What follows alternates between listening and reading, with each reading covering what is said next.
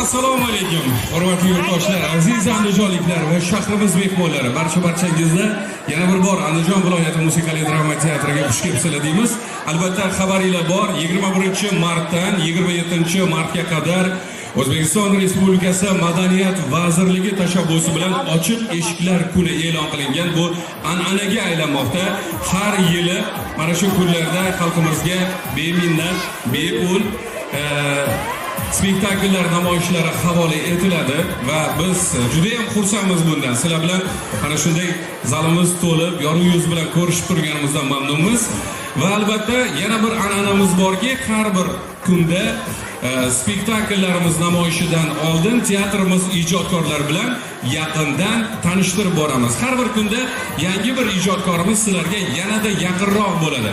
Bugun esa ana shunday ijodkorlarimizdan va bugun teatrimizda qariyb 30 yilga yaqin ijod qilib kelayotgan ustoz ijodkorlarimizdan biri bilan yaqindan tanishamiz. Aytib o'tganimdek, albatta Andijon farzandi bugun teatrimizda mana shu o'tgan yillar mobaynida juda ham ko'plab spektakllarda, turli janrlarda ko'proq bosh qahramonlarni ijro etib, xalqimizni mehriga sazovor bo'lib ulgurgan. Respublika, viloyat miqyosidagi katta tadbirlarda, katta sahnalarda go'zal qo'shiqlarni ijro etib qolaversa, ham xalqimizning xizmatida bo'lganlar. Demak, sizlarni guldiroz qarsakilari ostida sahnaga iste'dodli ijodkor, latofatli aktrisa Barchinoy Boymatovani taklif etamiz.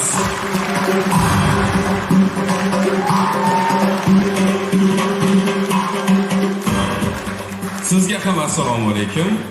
Bayram muborak bo'lsin. Ertangi xalqaro teatr kuni. Avvalambor assalomu alaykum aziz muxlislar, opa-singillar, barchangizni bahor ayyomi bilan tabriklayman. Bizni teatr yoshlarimizga xush kelibsizlar. Sog' bo'linglar. Yoki tilaklari bo'lsa, bajonida isbora etilishi mumkin va shu o'rinda men bir narsani ta'kidlamoqchiman. Ushbu dargohga kelganingizga qariyb 30 yil bo'lyapti. Siz ko'plab ustozlar bilan birga ishladingiz. Xalqimizni muhabbatiga sazovor bo'lgan ustozlar bilan yelkan-yelka mana shu sahnalarda chiroyli obrazlarni kashf qildingiz, ijro qildingiz va mana shu teatrga birinchi bor kelgan kuningiz va sizga ana shu faoliyatingiz mobaynida eng yaxshi ko'rgan spektaklingiz qaysi? Shu haqida keling, bizlarga ma'lumotlar taqdim etamiz. Avvalambor rahmat. Men mana shu teatrga ilk bor kelganim 1996 yil kelganman. Men bu teatrga kelishimga asosiy sababchi onajonim deyman. Opam sababchi bo'lgan. Sizlar juda yaxshi taniysizlar. O'zbekistonda xizmat ko'rsatgan artist Ma'ludaxon Boymatova ko'pchilik taniydi. Men opam orqasidan kelib yomon bo'lmadim. O'z-o'zidan nigohlar, ovozlar o'zgarib ketdi.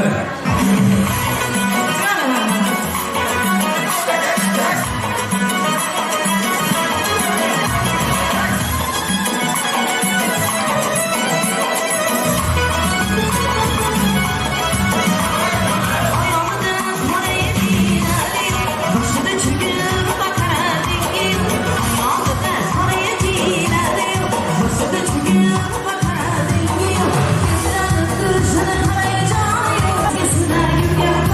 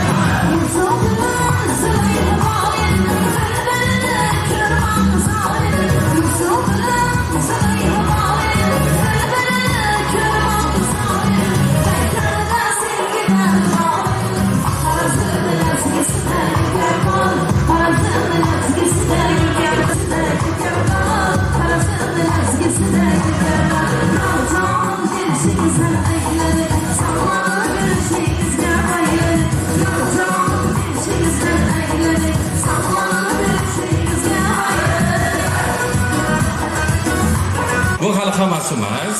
Biz haqimizda mana bugun ijtimoiy tarmoqlar ancha hayotimizga kirib keldiki, ijtimoiy tarmoqlarda tez-tez teatrimizga kelib fikrlar aytib ko'rsanglar, bu ijodkorlarga katta kuch, quvvat va albatta ilhom baxsh etadi desak mubolag'a bo'lmaydi.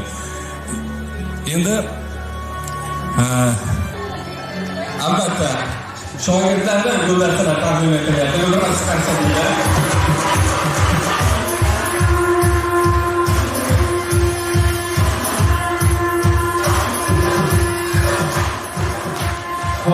Bersanglar, chunki spektaklimiz namoyishiga mana yana shogirdlar. Onlar avval xush kelibsizlar teatrimizga. Butun respublika bo'yicha hamma teatrlarimizda bugun xalqimiz uchun teatr xodimlari beminnat xizmatda. Teatrimizda ishlayotgan bu rahbar bo'ladimi, qorovul bo'ladimi, bu teatrda ishlaydigan xodimlar eng fidoyi insonlar ishlaydi. Bilasizlar, qachon qarasa sahna ortidagi qahramonlar hisoblanadi.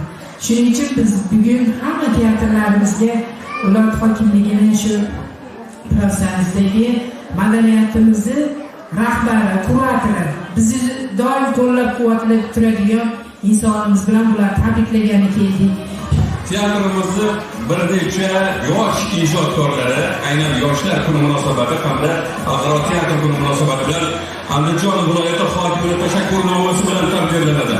Madaniyat va san'at taraqqiyoti yo'lida fidokorona mehnati o'zbek teatr san'ati ravnaqiga munosib hissa qo'shib kelgan hamda ko'p yillik sermazmun va samarali ijodi orqali san'at ixlosmandlarini e'tirofiga sazovor bo'lgan hamda viloyat